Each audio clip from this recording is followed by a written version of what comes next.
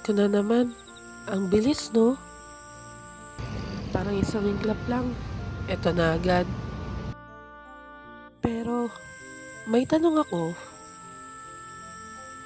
Ano bang gusto mong regalo na matanggap sa Pasko?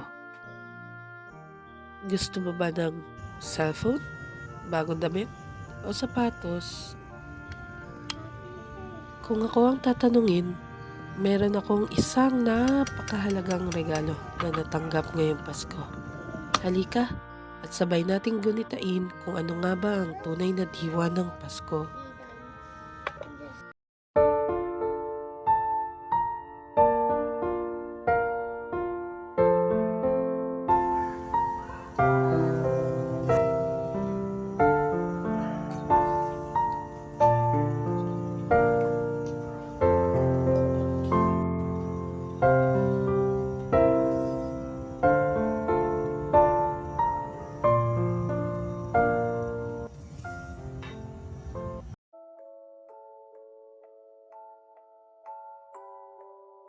Anak, kamusta ang pag-aaral mo?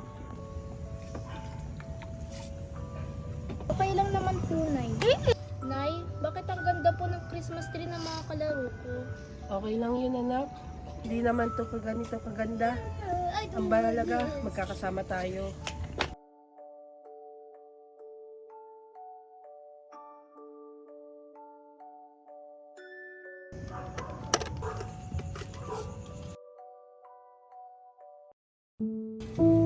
Sa pagganita ng Pasko, di mahalaga na may handa o wala. Kasi kami, simpleng kainan lang. Nga pala, Basta anak, masaya kami matulog ka na at papunta at pa tayo sa magkakasama paborito kami. nating pasyalan. Lahat tayo may kanya-kanyang paraan sa paggunita ng Pasko. Pero huwag natin kakalimutan na ang Pasko ay araw ng pagmamahalan, pagbibigayan, at pagpapatawaran.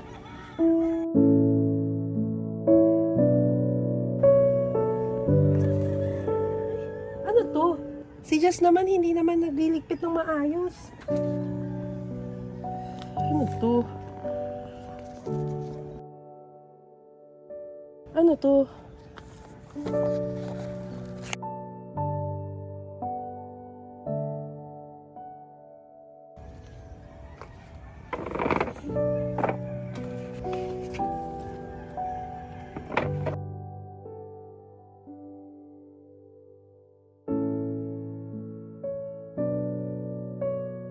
Ay, ang tagal natin to ha. Nakakamiss yung mga ganitong eksena. Tulad nito, sama-sama kaming kumain nito matapos kaming mag second place to sa ML tournament. Tapos ito yung nagtatawanan kami sa mga pagkakamali namin sa MC. Ito yung namumblema kaming lahat kasi may natanggap kaming call out. Ay, nakakamiss naman balikan itong mga alaala. Ay, itong mga alaala na to ang nagpatibay at humubog sa aming pagsasama. Tagal ko nang hinahanap to eh.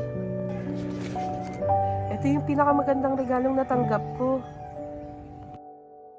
Hindi man ako nakatanggap ng magandang regalo.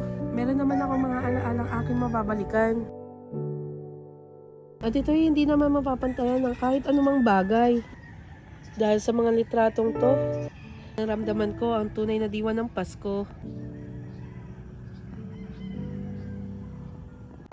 Dahil ang tunay na diwa ng Pasko ay nasa ating mga puso, sa taong mahal natin, sa pagkakaibigan, sa mga katrabaho, at sa ating kaluluwa. At walang makakabago sa pagtibok ng mga puso. Dahil nahanap natin ang tunay na saya sa atin at mahal natin ang isa't isa gaya ng pagmamahal sa atin ng Diyos. Sa kabila ng pagkakaiba, ano man ito, binigyan niya tayo ng mga taong ating makakasama. At sa pagsara ng kwento ng ating buhay, taos puso tayo magpapasalamat sa mga taong hinulma ang ating sarili. At silang nagbigay ng dahilan upang magpatuloy kahit na mahirap.